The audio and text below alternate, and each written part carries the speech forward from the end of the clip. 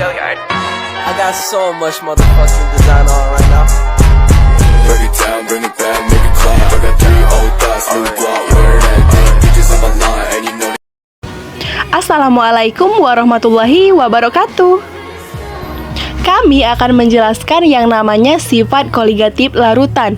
Salah satunya adalah penurunan titik beku.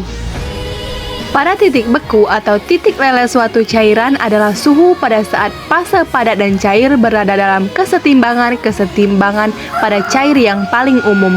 Misalnya air dan es pada suhu 0 derajat dan tekanan 1 atm. Jika suatu zat terlarut ditambahkan pada suatu pelarut murni hingga membentuk larutan, maka titik beku pelarut murni akan mengalami penurunan.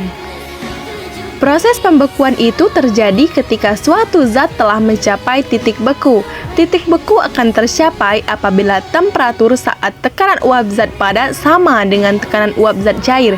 Jika kalian mengetahui bahwa titik beku air sebesar 0 derajat Celcius, itu artinya tekanan uap air dalam bentuk cair pada temperatur 0 derajat Celcius sama dengan tekanan uap air dalam bentuk padat.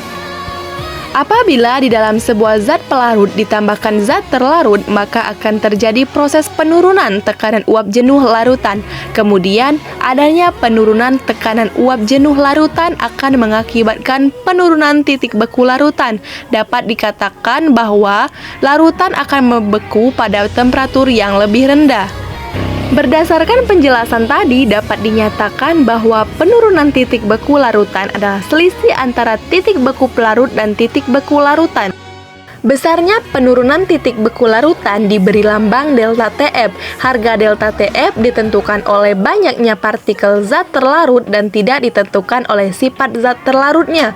Nilai delta TF ditentukan berdasarkan rumus Beckmann dan Raoult, yaitu delta TF sama dengan KF dikali M atau delta TF sama dengan G per MR dikali 1000 per P dikali KF. Sebagai acuan dan perbandingan dalam melakukan pengamatan ataupun perhitungan, berikut adalah data tentang titik beku dan nilai KF beberapa pelarut. Ini adalah contoh beberapa pelarut yang membandingkan hasil titik beku dan nilai KF yang berbeda-beda. Selain itu, ada juga penerapan titik beku dalam kehidupan sehari-hari. Penurunan titik beku ini cukup sering digunakan dalam kehidupan sehari-hari, mulai dari pembuatan makanan hingga kendaraan.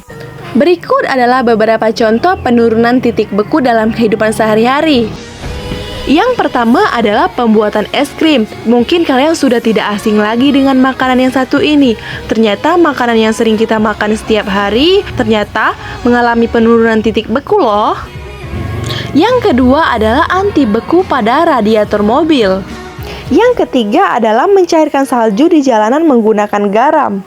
Dan yang terakhir adalah air laut. Air laut susah membeku karena kandungan garam di dalamnya yang sangat tinggi mengakibatkan air laut susah untuk membeku.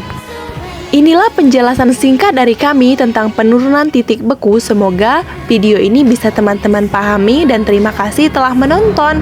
Assalamualaikum warahmatullahi wabarakatuh.